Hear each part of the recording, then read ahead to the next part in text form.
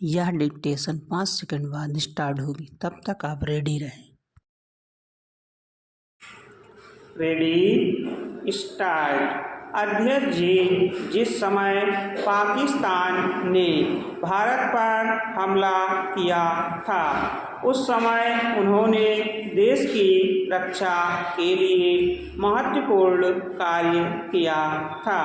इसके साथ ही मैं मंत्री महोदय को यह भी स्मरण दिलाना चाहता हूँ कि शायद उन्होंने इस पर ध्यान नहीं दिया कि इस बार जो राष्ट्रीय पुरस्कार मिले हैं उनमें रेलवे प्रशासन को केवल 2 ही प्राप्त हुए हैं, जबकि मैं ऐसा मानता हूँ कि हमारी सेना के बाद अगर किसी ने युद्धकाल में सराहनीय कार्य किया है तो वह रेलवे प्रशासन अथवा रेलवे कर्मचारी और अधिकारी हैं। इसलिए उनके मनोबल को बनाए रखने के लिए और उनको प्रोत्साहित करने के लिए रेल मंत्री को इस बात पर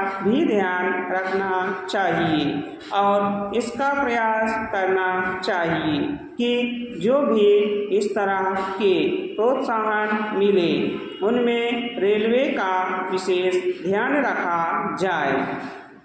रेल मंत्री महोदय ने अपने वक्तव्य में भी रेलवे कर्मचारियों की प्रशंसा की है या उनको प्रोत्साहन दिलाया है, लेकिन यह प्रोत्साहन शांतिकाल में भी बना रहना चाहिए। रेलवे ने युद्धकाल में जो काम किया वह तो देश की रक्षा का महान उद्देश्य था, लेकिन उसके बाद देश के निर्माण में गरीबी या मिटाने के लिए जो युद्ध होता है उसमें भी प्रत्येक रेलवे कर्मचारी का मनोबल उसी तरीके से बना रहे। इसके लिए भी रेल मंत्री महोदय को कुछ कदम उठाने की आवश्यकता है।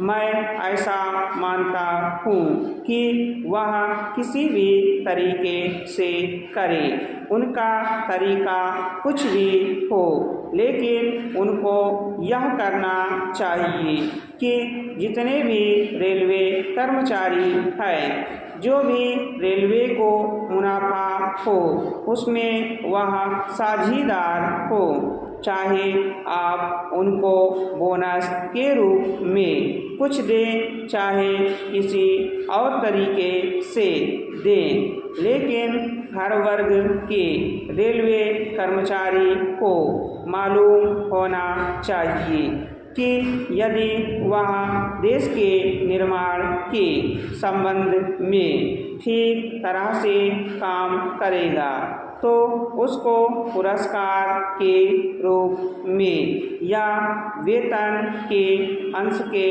रूप में अपने वेतन के अलावा पैसा मिलेगा।